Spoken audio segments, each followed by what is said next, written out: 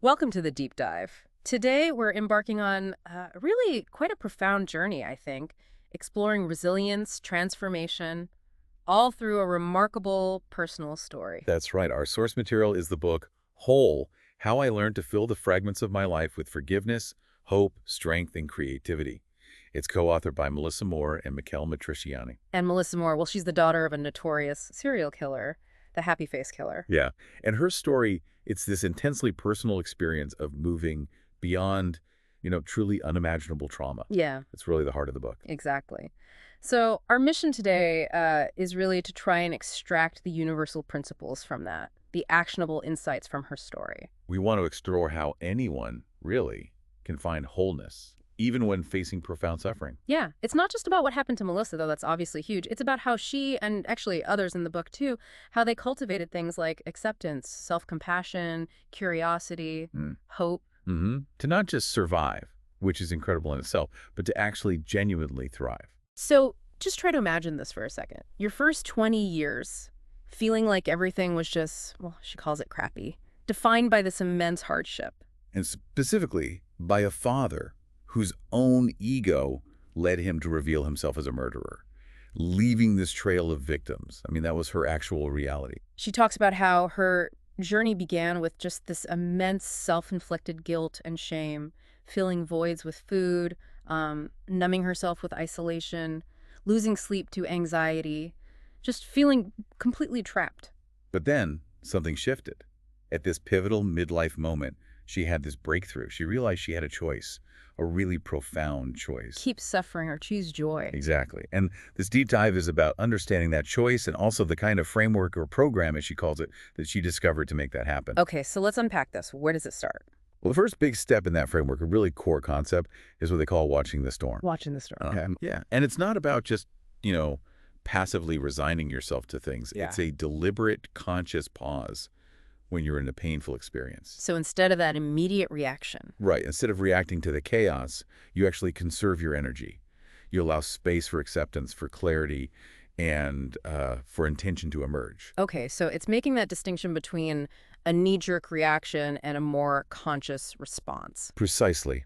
A reaction, like the book describes, it's instinctual, quick, yeah, often feels good for a second, that adrenaline rush, but it can be really regrettable later, like snapping at a customer service person when you're actually mad about something totally different. Right. We've all been there. Whereas a response, that's a conscious choice. Yeah. It takes longer because you're actually considering the consequences. It aligns with your goals, your values, who you want to be. It's about your best sort of long-term interests. Yeah. And the book really emphasizes the consequences if you fail to accept a situation. There's a story about Nikki, whose husband left her. Her refusal to accept it led her to actions she later called regrettable and detrimental. Yeah. Trying desperately to get him back. Which she realized was futile. Completely. She said it was like trying to use her own breath to blow away rain clouds. Just impossible. She couldn't move on until she accepted the reality. There's a quote in there from Don Iger, isn't there, about doing nothing? Yes. Doing nothing can be a very powerful action unto itself. And this taps into some surprising biological wisdom, actually, like the freeze response in animals. Oh, right, like a deer in headlights. Exactly. Neuroscientists have found our brains actually have this built-in pause button. It's a primitive survival thing, but it can help us if we consciously choose to do nothing for a moment. Peter Levine talks about this too, right, with trauma recovery. He does. He gives that amazing example of a gazelle that freezes when caught by a lion. It seems like it's game over. Yeah. But then if the lion gets distracted, the gazelle can sometimes just revive and bolt. It's like this self-preserving pause. And Melissa herself had to apply this. She talks about finding out her father was going to be the inspiration for a movie with David Arquette playing him. Yeah, I mean, talk about being caught off guard. Her first feeling was, understandably, righteous indignation, this huge urge to, stop the show, call the network president, complain. But she didn't. No. She writes that she basically swallowed a dose of her own medicine. She did nothing, forced herself into what she calls a proverbial waiting room of contemplation, until she had clarity. She resisted that urge to just react immediately. That must have been incredibly hard. Oh, absolutely. And her growth in that area really helped her later with an even more sensitive situation involving Dawn Slagle. The sole survivor of her father's attacks. Right. Dawn was deeply upset by her portrayal in that movie and was planning to sue the network. Melissa's first instinct, driven by guilt, was like, I need to get involved, I need to help. As she learned. She learned to lay low, as she put it. She realized it wasn't her fight to jump into. That shows a huge shift in how she handled conflict and pain. And that gangs to something Rabbi Wolpe says about finding meaning, right? Beautifully, yes. Finding meaning even in really bad things. He talks about turning something inexplicable into a purpose for living, helping others. You accept the storm, but you don't let it define you. You find a way forward. Which brings us to this idea of commitment training. Right. And this isn't about pretending the pain isn't there. It's about learning to consciously act despite the pain. So setting small goals. All achievable goals.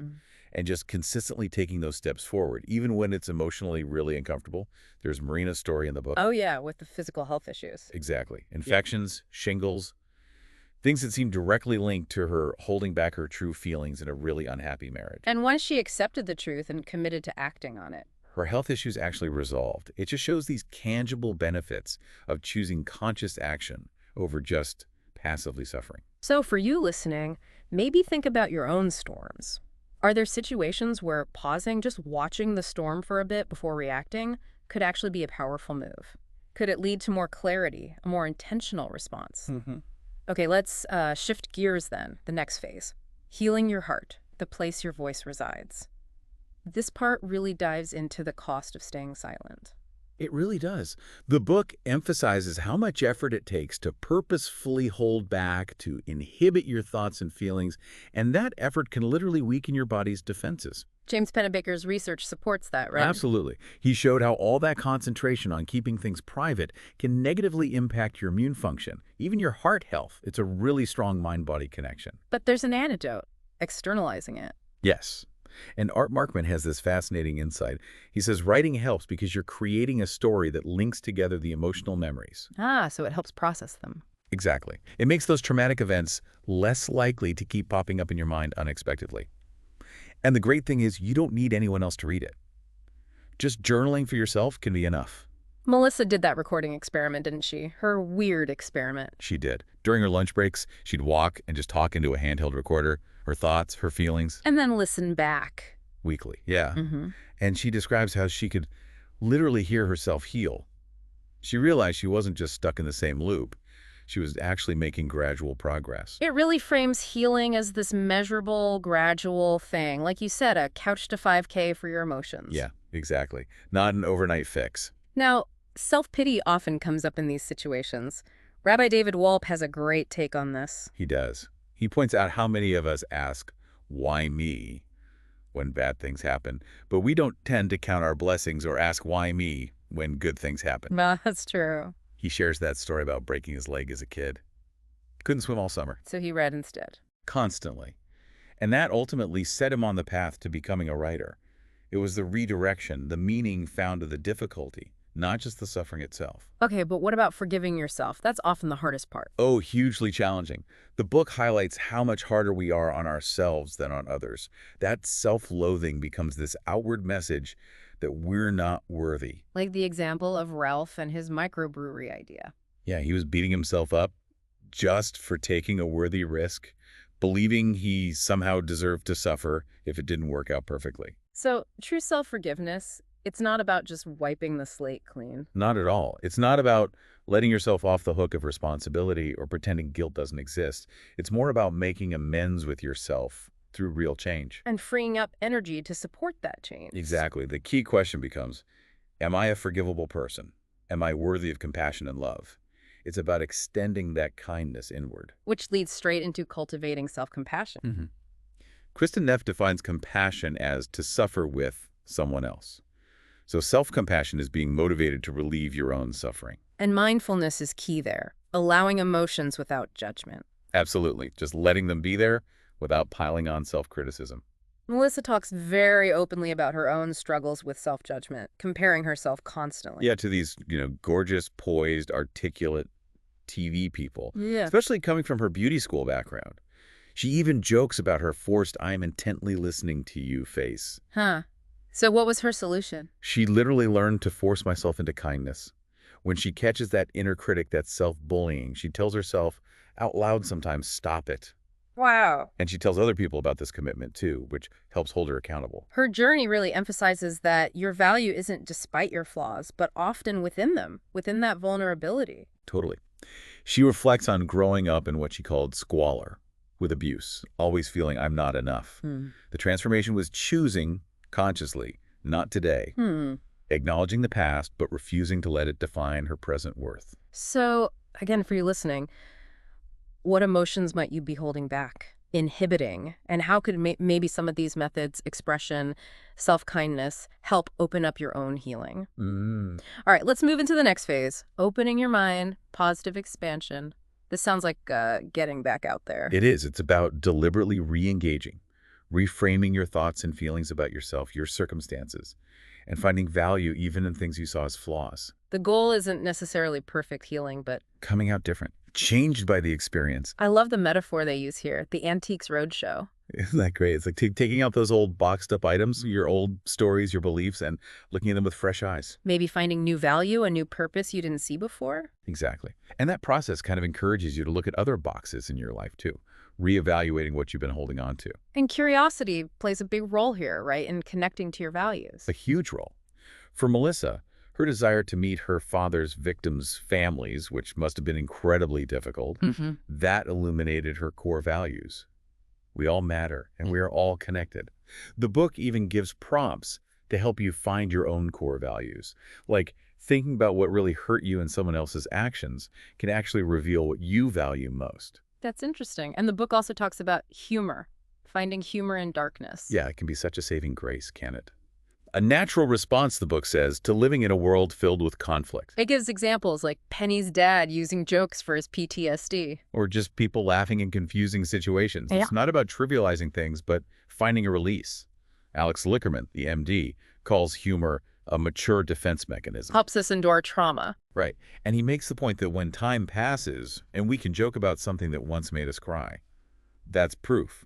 Proof that the initial alarm, the overwhelming feeling, was, in a way, false.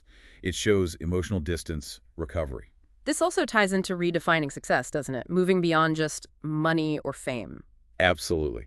The book really challenges those common ideas. Aline de Botton's quote is key. What we want is what we want. It's personal. Like that basketball story, Mateo scoring for the wrong team. Yeah. But he still celebrates.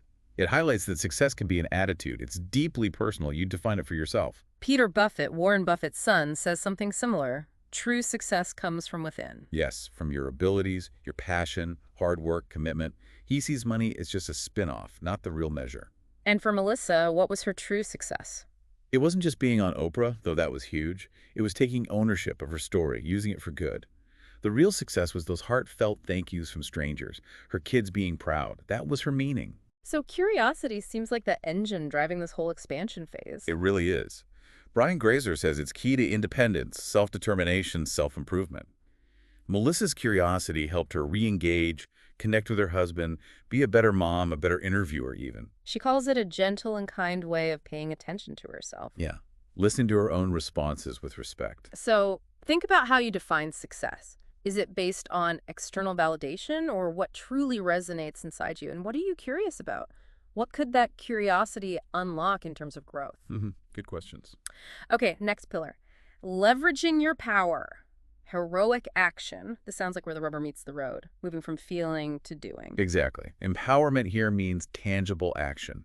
It involves strength, yes, but also resourcefulness, taking responsibility, really stepping into your own self-determination, your agency. And confidence is built how? Not overnight, I guess. Definitely not. It's built through small, actionable steps. Melissa's own story of getting housing with Habitat for Humanity for her family is a great example. Right. She researched it, applied. She took practical steps. And that process transformed her from feeling like a victim of her circumstances into feeling like a victor. Those small actions built real inner strength. It makes me think of Amy Cuddy's work on power posing. Yes, that idea of physically or even just mentally adopting postures of power and confidence. Faking it till you become it. Pretty much. It's a great tool against that imposter syndrome, especially when you're trying something new. Embody the confidence you want to feel. The book also talks about something interesting, The fear of success, not just failure. Yeah, that's often overlooked. Our brains have this inherent negativity bias. We're kind of wired to focus on potential loss, on the fear of change more than potential gain. Melissa's husband helped her see that with her TV show. He did. She was terrified of producing Monster in My Family. Mm. But he helped her realize it wasn't just fear of failing, it was fear of succeeding. Fear the big changes success would bring. So she had to actively counter that. She literally had to write down all the good changes that could happen, confront that fear head on. And building resilience. The book suggests asking yourself, if I fail, will it be forever? Right. Really assess the actual consequences. Melissa points out that her early TV appearances, some of which were pretty humiliating for her, didn't actually end her career. They were setbacks, but she moved past them. Failure is rarely permanent. I like the concept of PowerPoints. Me too. It emphasizes that power isn't always this grand thing. It's built through these little points of power you create every day. Small victories. Small victories, yeah. They forge good habits. They actually help rewire the brain through neuroplasticity, or brain elasticity, as the book calls it. Eliza's story shows how accumulating these points led to more optimism, more willingness to take risks. And part of this is recognizing your own strengths, your gifts. Definitely. Tina's story is great. Her caregiving hobby turned into a career. The book prompts you. Yeah. What are your hobbies? What compliments do you get often? How could those be leveraged? Things you might be overlooking. Ultimately, this section is about taking back your narrative, right? Yes. When crisis hits, it's easy to feel powerless, to kind of hand the pen to others to write your story. This is about grabbing that pen back. Like Sharon's transformation, mourning her victimhood, then making those ballsy declarations. Getting her diploma, starting college, Yeah. actively inviting her true spirit back. Or Barry creating a stop doing list. Which led him to quit his job and start his own business. On his 50th birthday, it's about actively setting your own terms, taking ownership. So maybe think about what small PowerPoints you could build into your day. What strengths or even hobbies could you leverage for your own growth and empowerment? Mm-hmm. Okay, we're at the final pillar. Elevating your spirit. Motivation is all around. This one starts with hope.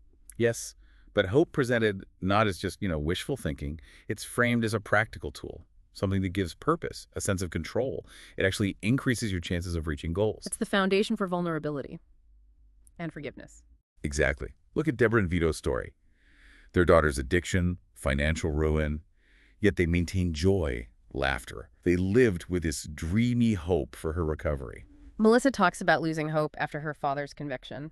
Yeah, she really underscores how devastating its absence can be. Hope becomes an active choice, something you cultivate.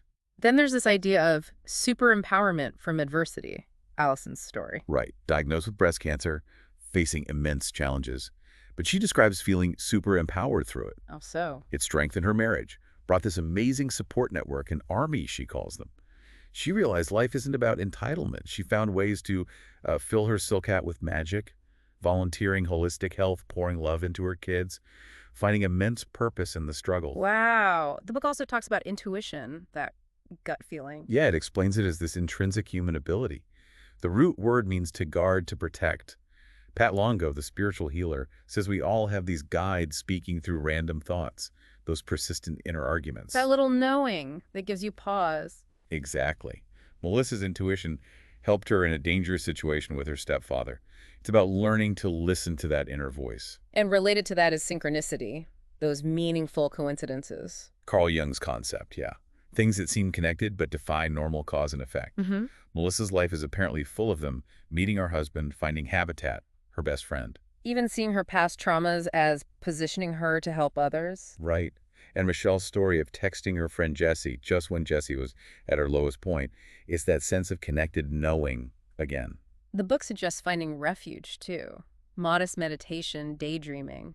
Simple practices. For Melissa, it's nature, bookstores, yoga. It mentions sensory grounding, that 5-4-3-2-1 exercise, noticing things around you. And daydreaming isn't wasting time. No. It's presented as practicing self-efficacy, listening to your intuition. Melissa daydreamed about different careers while working at Victoria's Secret. Those fantasies helped her chart a new course, create her realities. What about creativity? Is that just for artists? Not at all. It's presented as universally accessible. It just takes courage, enchantment, permission, persistence, trust. Art, painting, writing, whatever offers real benefits. reduced memory loss, boosted self-esteem, stress relief. Melissa found healing through poetry online. And metasize. Exercise is meditation. Yeah, that physical exertion can be meditative. Michelle loves Pilates. The repetitive movements soothe stress. Endorphins boost happiness. Hmm. A Pilates instructor quoted talks about clients transforming emotionally, physically, spiritually. Nature comes up again, too. It's unconditional love. Such a powerful healer. Reduces stress, lowers blood pressure, helps with vitamin D, which is actually a hormone. Who knew? Right. Being in nature boosts self-esteem, cuts anxiety. Melissa talks about just meditating in the dirt, finding simple joy. Nature is this source that loves us no matter what we do. The book also emphasizes giving, helping others. Calls it one of the little-known secrets of success. Acting kindly, complimenting people, helping them succeed. It lifts your spirits. Creates this incredible feedback loop in the brain linked to well-being. Like Kami's 29 gifts in 29 days prescription. Exactly. That act of giving healed her. It's about the benefit you get from generosity. And finally, simple things like touch and sound. Hugely important. Research shows the benefits of touch for relaxation, connection for Alzheimer's patients, infants, everyone. And sound to humming, ambient noise, those ASMR head tingles, they can be deeply relaxing. Simple sensory inputs connecting us back to ourselves. It all seems to lead towards cultivating awe. Yes, that's the culmination. Awe isn't just a fleeting feeling. It's a mindful awareness that prompts deep thought. It can shift you from languishing to flourishing. Dr. Pearsall describes it as feeling, well, everything at once. Wonderful, dreadful, scary, empowering. All at the same time. And that feeling intensifies our need to connect, to commit to loving relationships, like Allison felt after cancer, or Dr. Pearsall holding his newborn son with cerebral palsy. Pursuing awe, those moments that make your own troubles feel small in the face of something vast, that's what really elevates the spirit, connects you to what matters. Wow. So we've taken a really deep dive, I think, into Melissa Moore's incredible journey and these principles she uncovered for becoming whole. From that wisdom of inaction, pausing before reacting, all the way to intuition, giving, finding awe. It's clear that the path to wholeness, it's deeply personal. It's often really challenging, but it seems like it is ultimately within our grasp. It seems so. As we wrap up, maybe consider this. The word healing itself comes from an old Anglo-Saxon word, halen, and it literally means to make whole. To make whole. Yeah. So the final thought for you is, what aspect of your whole self, maybe one you've kept hidden or haven't valued enough, is ready now, ready to be re-examined, maybe leveraged in your own journey forward?